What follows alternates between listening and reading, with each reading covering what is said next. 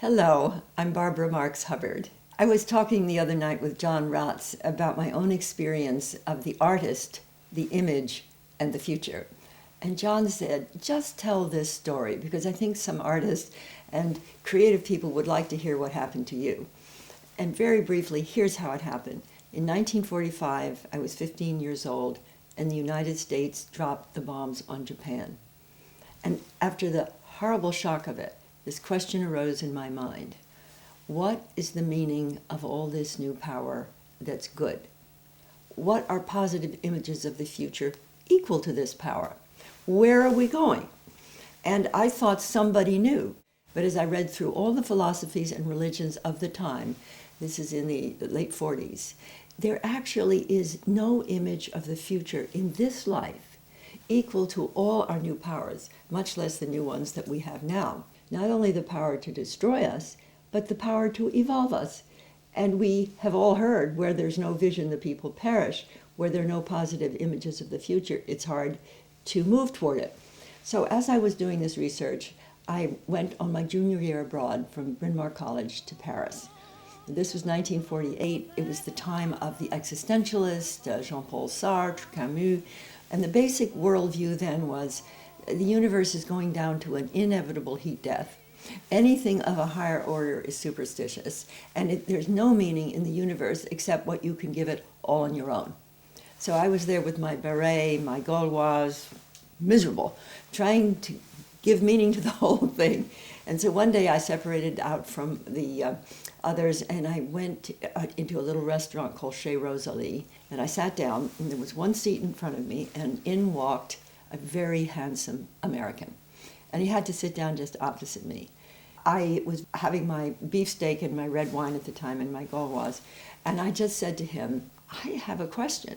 What is your purpose? And what do you think is the meaning of all our power? And here's what he said.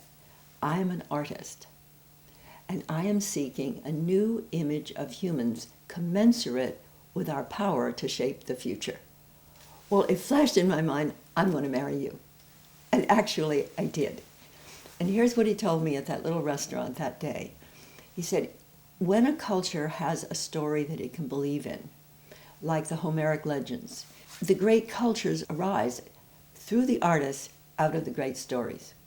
And when a culture loses its story, it's very difficult for it to activate its genius.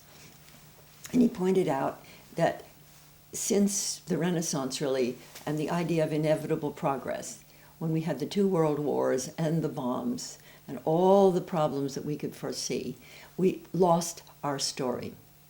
And we lost our image of the future. And he did this brief description of Michelangelo's David and taking that beautiful, balanced human and through Monet, Manet, Pissarro, Picasso, Jackson Pollock, at that time just white on white, nothing. The image was gone. And the story of inevitable progress was gone. And so Earl said to me, when the artist can discover the new story and the new self-image and portray it and communicate it, the culture will grow. And that's the role of the artist. And I think it's true.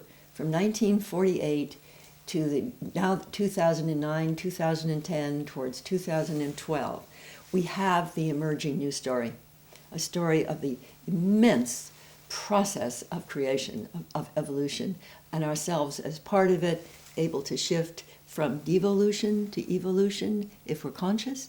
So never before, as I said to John, could the artist play a greater role in helping us see, understand, and participate in a future equal to our spiritual, social, and scientific potential. Thank you.